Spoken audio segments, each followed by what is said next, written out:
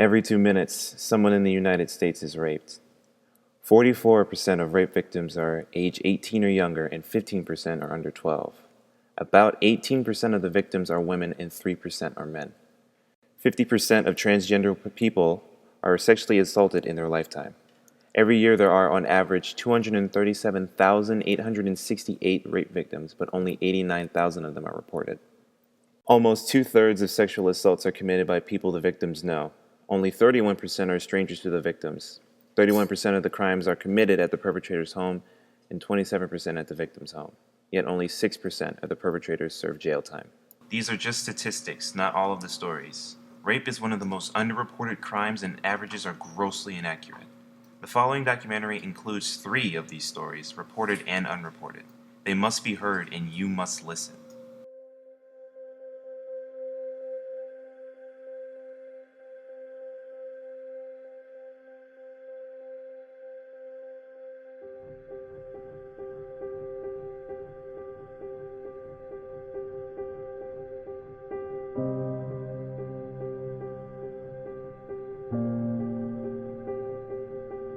When I was 12 years old, I was raped. I was about 10. So I was only 14 at the time. And I was in my room, and he said that we should play a game. He brought me to the basement. He took out the trash. He went back up to the door, and he locked the door. I had this little boyfriend because, I was 12. And at that time, I was waiting for him to come home, and his brother invited me in. And kind of all went downhill from there. First it started off with him trying to kiss me, and I was like, no. And then it kind of just got worse and worse to the point where he raped me. I had an uncle, and he lived with me and my mom. And so, I always, felt comfortable around him, so him and I would play around, and we were always, really, really touchy and everything. And then one day, my mom, she wasn't home, and I was in my room, and he said that we should play a game. So we started, just touching each other and playing around with it, and then he started going too far and pinning me against the wall, and then he took off my pants, and it was just really traumatizing because I didn't know that someone so close to me would do that kind of stuff. I knew it was possible, but I didn't know that he out of all people would do that to me. So the guy who I was talking to, I met him through my friend. It was her boyfriend, and he was just depressed and just wanted to hang out one day. So I thought, maybe it'll be just a normal hangout, bros or whatever, I don't know. But when I got there, it was normal stuff, we were just playing a game, PlayStation, something or other. And things seemed normal until it came to where I had to leave. His parents had told him to take out the trash. And I was like, okay. He's like, come with me. And I was like, all right, why not? You're gonna walk me to the bus stop, so I might as well. And he brought me to the basement. He took out the trash. He went back up to the door, and he locked the door. He went to the back door and locked that too. And he looked at me, and he's like, you're not allowed to leave until you do one of 3 things. It's not like I could have just been okay, and then we'll leave, because I didn't want to do these things. I didn't like this kid. We were just barely friends. We were just normal people, and things got out of hand, and I ended up missing my bus. And when I got home, I didn't know how to feel about it. I just kind of cried to myself, and I thought, who better to talk to my best friend? And I told her. And this is when I learned that there are certain people in this world that you just don't trust, because not only did she know, but she told him, and he told people at the mall, he told everyone he knew, she told everyone at school, so everyone knew about it. And to make matters worse, everyone was treating me like I was lying about it. Everyone was treating me like absolute crap. So I'd gone to schools for days. It ended up being months where people would push me around, people would make fun of me, they'd call me names, they'd say threats to me. They'd give me death threats, actually. Because I wasn't gonna just let this, just get pushed aside like everything else does with these situations. And I went farther with it. I even went to court, and that was not fun either. But the way it ended was I was 14, he was, I believe, 17. He was old enough. and they threw the case out because they found out I was trans. So literally, it didn't matter. The case did not matter. It didn't matter that I was treated the way I was. It didn't matter what he did to me. All it mattered that I was trans and that they thought I was attention seeking. He was 16, I was 12, and kind of scarred me for life. I have actually been diagnosed with post-traumatic stress disorder, so I deal with it constantly. I get flashbacks constantly.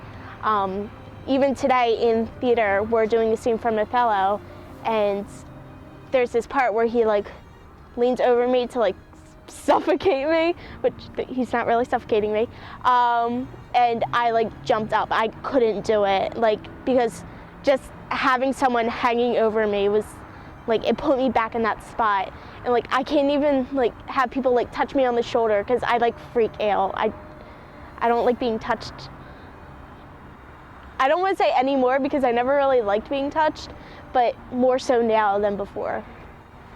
After like experiencing it and everything, like I'm not really like as like touchy with people, only if I like know you. Like I love like expressing like my feelings towards people, but ever since like I've had like boyfriends and stuff, I don't like let them touch me as a lot. I don't let my dad touch me as much, and that's really sad because him and I don't really have a like strong connection anyway, and I don't really like express my emotions now because the thing was so traumatizing, and I don't like people like getting so close. Now that this has happened, it makes me afraid to be in public, and it makes me feel like I can't trust anyone. Like if one of my friends who is a guy wants to hang out with me and it's just me and him, I will not do it. I can't. It's not that I have anything against them, it's just what has happened. I fear of it happening again because you never know. I don't know who to trust. It just happens in, general situations. It's made it hard to tell people personal things because of what my friend did to me. It's not like I can just, if it's somebody that I'm not exceptionally close with, I can't just tell them things because I have that fear that things will get out, things will get twisted, and it'll just be, starting over again. I was admitted to a mental hospital because I attempted suicide, which put me really, really far behind in my schoolwork. My grades were crap. And then it's like every year I get to that point again where like I just don't want to do it anymore and I lose all motivation in life. So like I won't try that hard on my schoolwork. And now I'm finally getting on track because I know I'm going away, and like to me that makes me feel so much better because I won't have to see him all the time. And after something like this happens to you, it's hard to trust anyone. I thought that as I grown up that I would be more like as like a loose girl and not as like tight, I guess, as other girls because of tearing and everything. But as I've grown up, it's gotten better, but it's just that it's still like fragile, I guess. It continues to affect me because he actually lives in my neighborhood and I see him all the time because he does, and I see his parents all the time because they have a dog and they walk it constantly. I can't go a day without thinking about it. There are days when I can't even focus in class, and it's really hard. I mean, I don't think that rapists like are good, but I don't think they're bad. It's probably some story behind them that they did this for a reason, or they just wanted to do it to toy with someone. But I think rape happens because maybe someone's lonely, maybe someone just wants to have fun and their wife isn't giving them any. Maybe, I don't know, it just all depends on the person and how they are and how they interact with people to cause them to do something like this. Like, I didn't know that my uncle was going to do this, and I never really found out the reason why, but I knew that he didn't have like really close connections with anybody in our family, and I was the only one, and he probably just took that too far.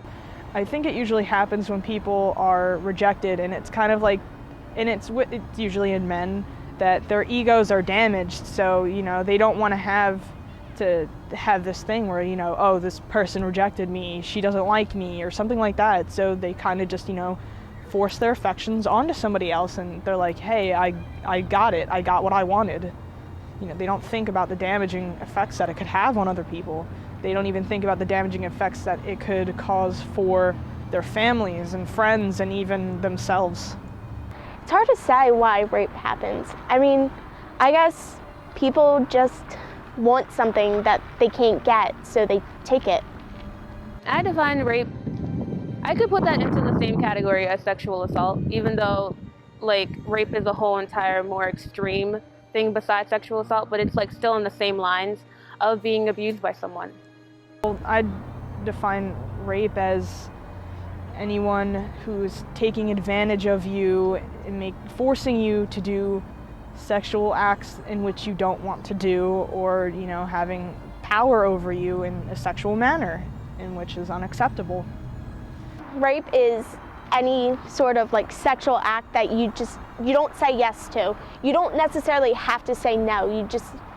If you don't give consent, if you don't say yes, they shouldn't be touching you sexually. They shouldn't be doing anything to you sexually.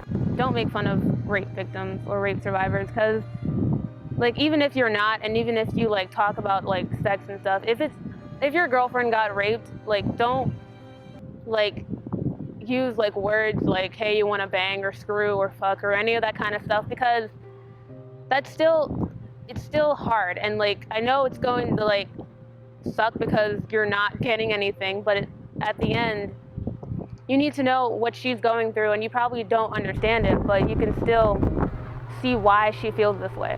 If it's happened to you, if it's happened to a friend, please get help. Please tell someone that you trust, like a parent or an adult who can help you deal with the situation, and make sure to stay strong through the whole thing, because it'll be worth it. You don't want this to just be left aside like everything else does. It's not gonna be easy, but you'll get there. And with the way people treat rape survivors, people always victimize them, saying that they're victims, they're weak, they can't do anything. And when most people hear about it, they're like, oh, well, she's probably making it up for attention, or she just is making this up because such and such reason. And we should not treat it like that, because this is a serious thing. And whether or not people would like to believe it, it happens, and it could happen to anyone. It could have happened to her, and you don't know, so it's not your place to judge. Honestly, I would tell you to report it, because like I said, I'm 17 now. It's been 6 years. I never reported it. I have up until 10 days after my 18th birthday, which is in February, and I still don't think I'm ready to report them. But if you're strong enough, please report them, because you could potentially be saving somebody else from going through what I'm going through.